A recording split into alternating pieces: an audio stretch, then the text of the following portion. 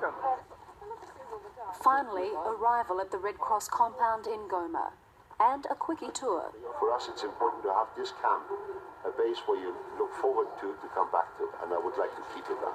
I'm going to show you around a little, show the toilets and the showers and this sort of thing. A pleasant surprise, Cecile is on hand daily to wash their clothes. This is your shower.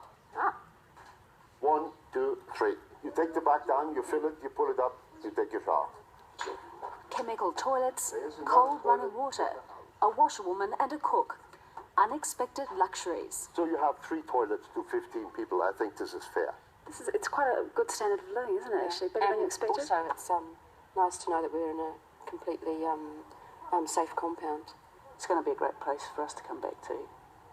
But the heat and all the flying have gotten to Chris. Here you are, the nurse, the chief nurse on the trip, and here you are on your stretcher, and everyone else is up and about. I'm a wimp. But the next day brings events that sort out the wimps from the rest. The shootout that was their first taste of Goma. Hang on, stop there. This was to have been the nurses' first day on duty in the camps, but here they are, stuck in the Red Cross compound. We can't cross town because there's so much tension in the streets, and it's simply too dangerous for us to go out, so we'll have to sit it out here and hope things settle down.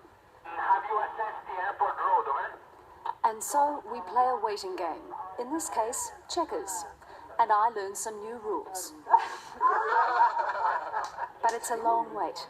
The trip to the refugee camps called off till next morning. The Shigella agent is resistant to most antibiotics. The day starts with a quick briefing with doctors and nurses from a dozen different countries.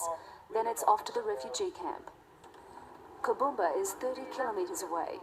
30 kilometers of dusty road lined all the way with refugees. 350,000 people live here in an area the size of Rangitoto. And like that island, it's barren, volcanic rock.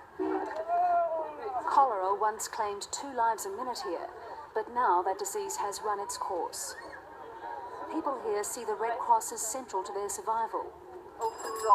Kids cling on to our van asking for help. Scattered among the huts, one of 5 Red Cross dispensaries, treating meningitis, malaria, diarrhea, dysentery. This is an A&E waiting room from hell. People so sick, they are wrapped in what will be their death shrouds. Finally, the nurses are face to face with the casualties of Rwanda. One tiny patient becomes a personal challenge for Colleen Clark. This little girl, she's 3 years old. She was seen yesterday with neck stiffness and query meningitis, and given some treatment and sent away. She's come back this morning. She's extremely feverish. She's semi-conscious and has been fitting, and her prognosis is not very good. In a cold corner of the hospital, Barb rescues a child wrapped in a damp blanket. If they're warm, that's half the battle in getting them well. If they're cold, their body, they shake, they shiver, and all the energy is taken into trying to get them first warm before they get them better. Okay. But even a cold blanket is better than none. Some patients have to go without, and even worse, they are hungry. The patients in the hospital, they are fed. Here? Yeah. No, they aren't fed. Not fed, no food. No food. There is nothing. Nothing to eat except a mix of flour and water that passes for soup. These patients are severely dehydrated. They have terrible diarrhea, but no bedpans and no beds. Medical care at its crudest. Is this the one with meningitis?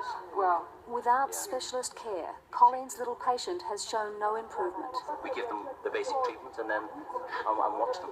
If they survive, they survive, and if they don't, they don't. We're in an emergency phase. We cannot keep everyone alive.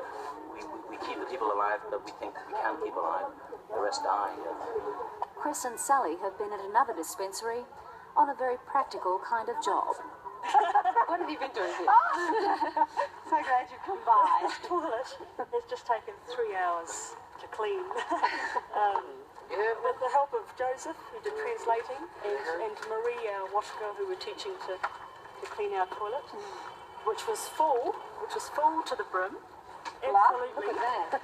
Beautiful. So, looks good now. Sally has done most of the work, is going to have the first go. Okay.